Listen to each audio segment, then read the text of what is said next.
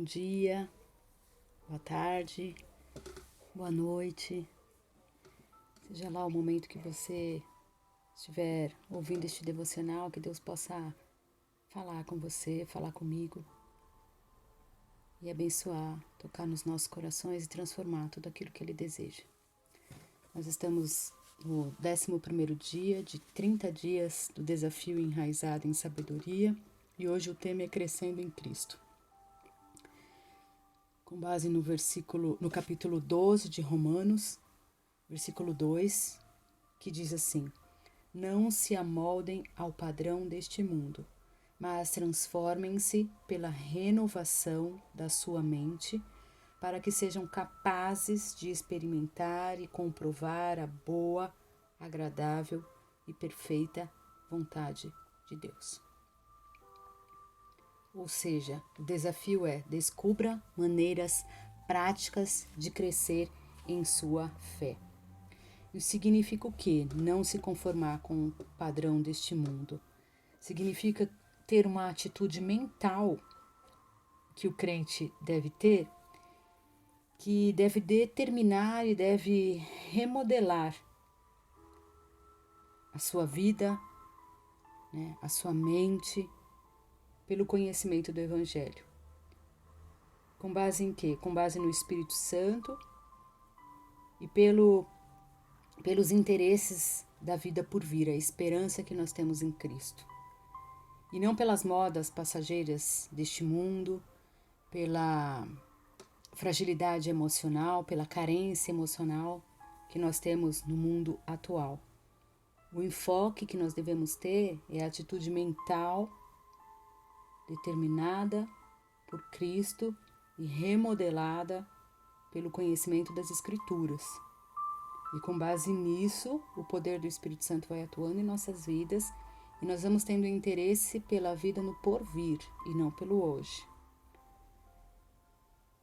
Então, somente através dessa renovação santificadora, o crente torna-se sensível o bastante para provar e discernir o comportamento que está em consonância com a vontade de Deus em cada situação. Então, se eu estiver longe das Escrituras, se eu estiver longe de uma igreja para ouvir tudo aquilo que eu preciso para trazer alicerce, base para a minha fé, que a palavra de Deus vem. A fé vem pelo ouvir a palavra de Deus. Por isso a importância também de uma igreja. Então, se eu estou distante de tudo isso, eu não vou ter a noção, não vou ter a sensibilidade nem para provar e nem para discernir o comportamento que está em consonância à vontade de Deus em cada situação da minha vida. Eu vou indo. Se eu me deixo levar assim pelos meus filhos, às vezes, que a gente quer fazer todas as vontades, os agrados a eles, eu vou indo, porque é uma insatisfação, o ser humano ele é insatisfeito por natureza. Então, a gente precisa o quê? Com base nesse devocional de hoje, descobrir maneiras práticas da gente poder crescer na nossa fé. E aí o devocional traz aqui assim, é um dos muitos paradoxos da fé cristã. Quanto mais buscamos ao Senhor, mais percebemos nossa inadequação para agradá-lo. Deus transforma os nossos corações. Significa o quê? Que a gente vai se sentindo tão constrangido, igual aquelas pessoas que falam, quanto mais eu sei, eu descubro que menos eu sei. Eu me sinto assim. Quanto mais eu me achego ao Senhor, eu falo, puxa, como eu sou pecadora. Então Deus, ele acaba transformando esses nossos corações, porque nós vamos nos sentindo inadequados mesmo. Aquilo que a gente falava, a gente não tem mais o desejo de falar. Aquilo que a gente pensava, a gente não tem mais desejo de pensar. Os lugares que a gente frequentava, a gente já não tem mais o prazer de frequentar. As atitudes que a gente tinha, as roupas que a gente vestia. E isso acontece. Às vezes você ouviu aquele versículo há 3 anos e não tocou como tocou agora. Então as escamas elas vão caindo dos nossos olhos. E as palavras da Bíblia elas vão ganhando vida em nossas vidas. Jesus, ele é o nosso tesouro. Amamos a Deus, queremos viver para Ele. Mas quanto mais nos aproximamos de Jesus, mais pecado vemos em nossa vida. Será que algum dia agradaremos a Deus? A Bíblia diz que nós somos imperfeitos e que nós estamos num processo de santificação buscando ao Senhor. Eu acho que a gente já agrada ao Senhor pela nossa vida entregue a Ele. E Ele conhece a natureza nossa. E aí Ele nos diz, aquele que é limpo, limpe-se cada dia mais. E é isso que me importa, que possa importar para a tua vida também. Porque o preço que Ele pagou pela minha vida foi tão alto que eu só tenho a agradecer. Então vamos lá. Ele fala assim, Deus se agrada de Cristo em nós. As Escrituras são claras, sua vida está escondida em Cristo. Colossenses 3:3. A justiça de Jesus cobre nossos corações manchados pelo pecado. Temos a justiça imutável de Cristo, ou seja, ela não muda, tanto no nosso pior dia quanto no nosso melhor dia. Como seu filho, Deus está satisfeito com você. Medite nas Escrituras que asseguram o prazer de Deus sobre a tua vida.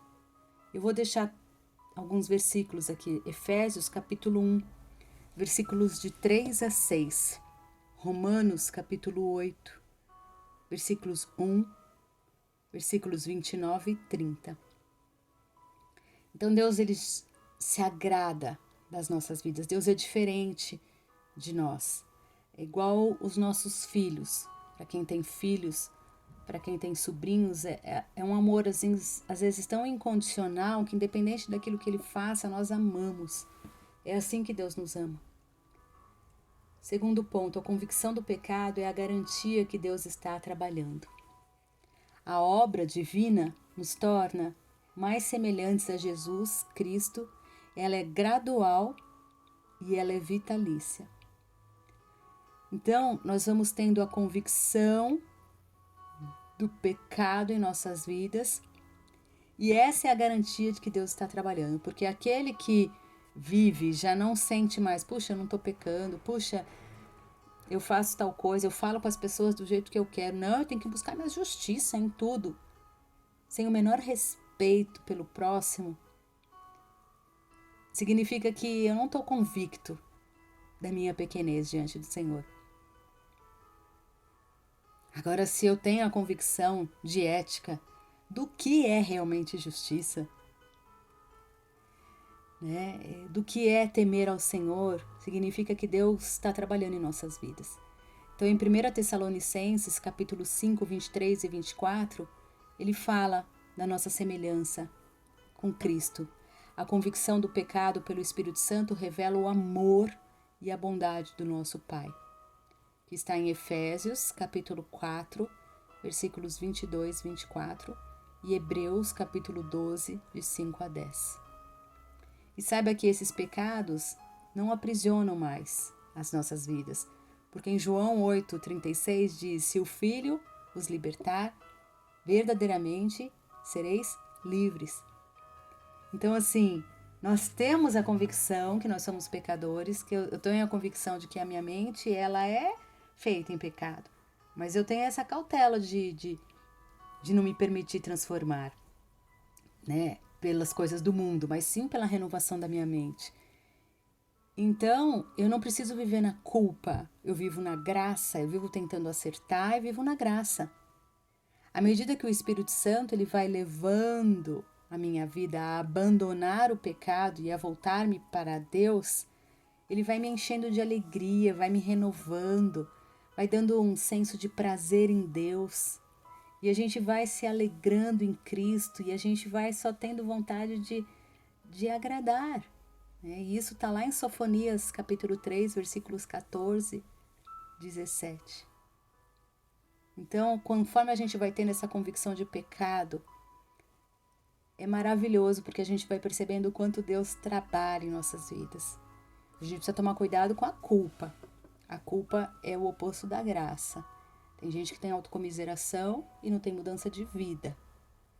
né? Nós cristãos, nós não temos que ficar estagnados e também não temos que ser arrogantes, né? Nossa, parece até que a Érica tá sempre se achando a pior da pessoa. Não, aos pés da cruz eu não sou nada.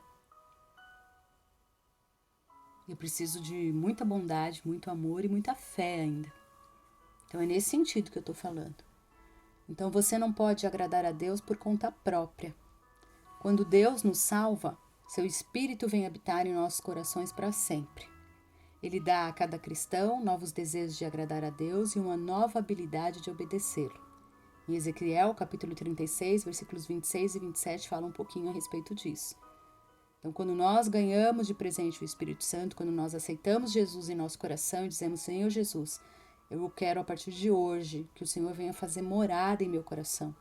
Quero que o Senhor dirija a minha vida, quero que o Senhor mude a minha mente, eu quero experimentar essa questão de que o pecado me afasta do Senhor e o pecado me leva à morte espiritual e muitas vezes à morte física também. Quantas pessoas às vezes vivem doentes porque não conseguem deixar pecados. E aí, Senhor, eu quero experimentar isso. Então toma o meu coração, vem fazer morada, dá esse prazer que eu escuto tanto falar. O que esse pessoal busca dentro da igreja? Ore assim, o Senhor vai falar com você. Então nós iremos falhar se simplesmente nos esforçarmos mais ou confiarmos na nossa força de vontade. Porque o Espírito Santo é quem nos ajuda a amar a Deus e amar o que Ele ama. Somente o Espírito Santo. Por isso que nós precisamos entregar as nossas vidas para Cristo, para que o Espírito Santo venha e faça morada, para que nós possamos discernir o que é agradável a Deus, o que é amar a Deus, como amar a Deus. Porque pela nossa própria carne, não, todos os caminhos levam a Deus e existe um Deus e às vezes a gente vai vivendo como um Deus tão distante. Então, nesta vida, os filhos de Deus nunca estarão completamente livres do pecado. Mas o Espírito Santo nos ajuda a ter novas atitudes e ações e a viver para o prazer de Deus. Isso está lá em Hebreus, capítulo 11, versículo 6. Próximo tópico. Sua dependência de Deus o agrada. Deus nos dá a oportunidade de depender dele todos os dias. E o ser humano, o que ele quer? Ele quer liberdade, ele quer independência. Ele quer a cada dia mostrar que tem voz, que tem um papel na sociedade, que tem um papel no mundo. As pessoas vivem em busca disso. Então nós dependemos de Deus para usar a sua palavra para transformar os nossos pensamentos e desejos. Isso está lá em Romanos, capítulo 12, versículos 1 e 2. Nós dependemos de Deus quando pedimos a Ele que supra as nossas necessidades físicas e espirituais. Está lá em Mateus capítulo 6, versículos de 11 a 13. Então, dependemos de Deus também para ter força para dizer não ao pecado. Eu lembro muito quando eu era mais jovem, né, que eu gravava aquele versículo, submeta-se a Deus, resista ao diabo e ele fugirá de vós. E durante muito tempo eu resisti ao diabo, mas eu não sabia, né? Porque o versículo ele tem uma lição. Primeiro, complementa-se a Deus. Submeta-se a Deus. E aí, depois que você se submeter, você vai ficar forte, você vai ficar na dependência de Deus. E Ele, assim, vai fugir de você. Então, dependemos de Deus para ter forças para dizer não ao pecado. 1 Coríntios, capítulo 10, versículo 13, Colossenses 3, versículo 5. Dependendo de Deus para nos ajudar a aprender que seguir nosso próprio caminho prejudica a nós mesmas e aos outros. Isso está lá em Tiago, capítulo 1, versículos 14 e 15. Porque se a gente segue os nossos próprios caminhos, eu saio dando qualquer palpite na vida de qualquer pessoa que vem me perguntar. Por exemplo, se alguém vem, eu tô super cansada, vamos supor, do meu casamento, super desgastante, E aí eu viro e falo, casamento é um porre mesmo. Nossa, olha, larga mesmo do seu marido. E eu não posso. Eu tenho que estar dependendo de Deus para viver o meu casamento, para eu poder falar sobre casamento. Entendeu? Então também é a obra de Deus em nós o desenvolvimento de hábitos como o estudo da Bíblia, da oração, da adoração, pois dependemos dele no nosso dia a dia. Filipenses 3, capítulo 3, versículos 12 a 14.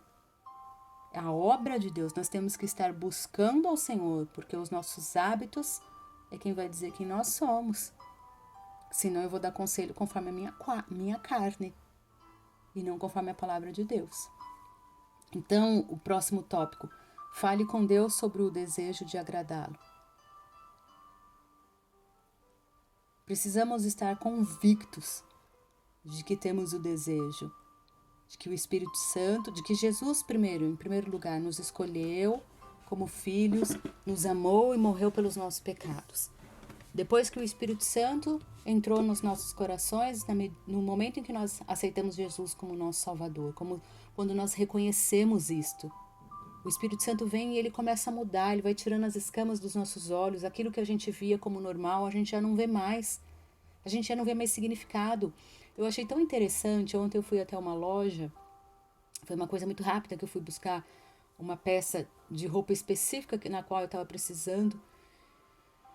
E eu parei, eu falei, nossa, que interessante, né? Antes da pandemia eu vinha nessa mesma loja e eu ficava horas e ficava tão encantada e às vezes queria uma coisa aqui, queria uma coisa ali e às vezes comprava e depois eu me desfazia.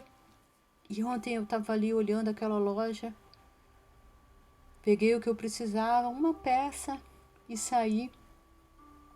E eu fiquei olhando aquele monte de roupa. E eu falei, nossa, que interessante, né? Como parece que muda. A pandemia, assim, né? Nos fez valorizar tudo aquilo que a gente tem. Nos modificou tanto. Hoje a gente vive tão cheio de Deus, tão convicto do amor de Deus, tão convicto de que o fim está próximo, tão convicto que a gente precisa espalhar o amor de Jesus, espalhar o amor perante as pessoas, que a gente vê que está tão defasado no próprio trânsito. E aí a gente não dá valor para nada daquilo que realmente antes tinha tanto significado, hoje já não tem. Tão gostoso. Então a gente tem que, em primeiro lugar, a encontrar uma igreja. A igreja, ela nos abraça. Na igreja nós encontramos pessoas que têm os mesmos problemas que nós. Na igreja nós encontramos pessoas que têm problemas piores que nós. Na igreja nós encontramos pessoas que não têm problemas, em aspas, né? Todo mundo acaba tendo. Mas a gente olha às vezes e fala, puxa, olha, fulano não tem. Por quê? Porque ele busca tanto ao Senhor, né? Aquele meu problema, ele não tem porque já ficou leve para ele, já aprendeu a lidar. Mas ele tem um probleminha ainda aqui, tem um probleminha lá. Então ninguém é perfeito. E aí só que a gente vai se relacionando, é nesse relacionamento que Deus vai permitindo que a gente vá crescendo. Eu me lembro quando eu fazia terapia, eu fiz um período particular, sozinha, individual, quer dizer, e aí a minha terapeuta veio para mim num dado momento e ela falou assim, Érica, você agora vai fazer terapia em conjunto. Eu fiquei olhando pra cara dela, né? Olhando. E ela me perguntou, Érica, o que é que você está pensando? Você pode me falar? Eu falei, posso, que não me importa o problema dos outros. Isso tem 23, 24 anos, foi logo quando eu me converti. E eu falei assim, eu não me importo com os problemas dos outros, então para que eu quero ouvir o problema dos outros? Já não basta os meus?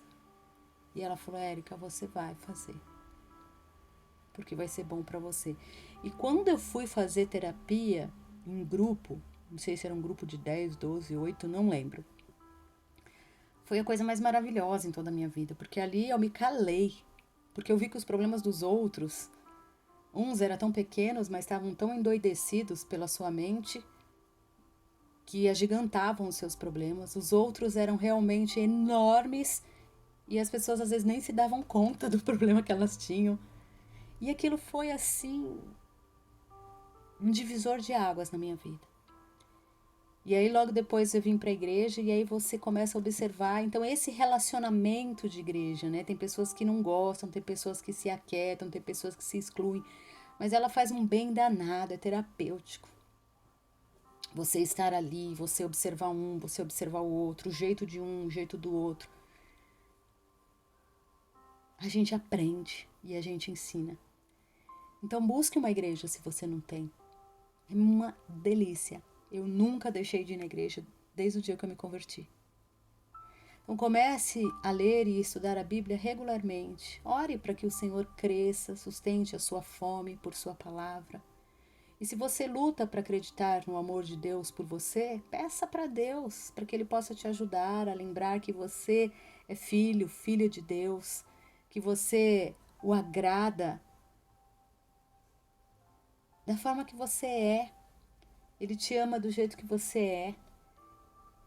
Ele quer a tua vida para ele, porque ele é filho. A gente é filho e ele quer cuidar. E aos pouquinhos que a gente vai indo, ele vai nos moldando, como oleiro mesmo, como barro na mão do oleiro. Então, vamos orar. Pai amoroso, o Senhor me amou, me deu o que eu nunca poderia ter merecido na vida. O Senhor me trouxe vida. Através do teu sangue derramado na cruz, através daquele momento tão dolorido, o Senhor me trouxe vida. Hoje eu posso viver com o Senhor, hoje eu posso ter paz espiritual, hoje eu posso ter vida emocional, vida familiar, vida matrimonial, porque é o Senhor quem primeiro me amou. O Senhor me procurou, o Senhor me fez nova criatura. O Senhor, a cada dia que passa, vai fazendo eu me enxergar e notar que eu não sou nada sem Ti e que é delicioso seguir com o Senhor. E a justiça de Jesus cobre o meu coração manchado pelo pecado e que hoje eu tenho plena certeza que não há mais condenação para a minha vida. Eu quero conhecer, Senhor, a verdadeira alegria de viver para Te agradar. Faz isso cada dia mais latente, mais forte no nosso coração. Nós queremos Te agradar. Nós queremos acertar o alvo. Nós queremos ser gratos por tudo aquilo que o Senhor já fez por nós. Obrigada, Jesus, por nos libertar das garras do pecado. Porque muitas vezes nós vemos pessoas, ó Pai, que ainda estão cegas pelo pecado. Isso é tão dolorido para nós. Cabe-nos apenas orar, porque às vezes falar as pessoas não querem nem ouvir. Por isso, obrigada por nos libertar das garras de Satanás. Nos ajude a lembrar sempre de clamar por sua ajuda quando eu for tentada, quando eu estiver triste, quando eu estiver com raiva, quando eu estiver assolada pela minha correria e querer tomar a direção da minha vida pelas minhas próprias mãos. Nos ajude a lembrar que o Senhor está no controle das nossas vidas. Dá-nos força para viver como Cristo, que nos chama à piedade, nos chama ao amor, nos chama à misericórdia.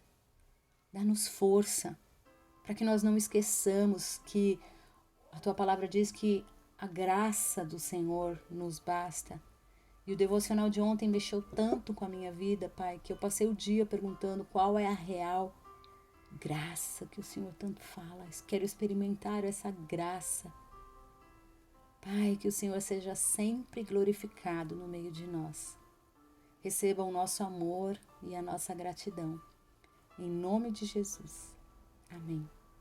Deus te abençoe.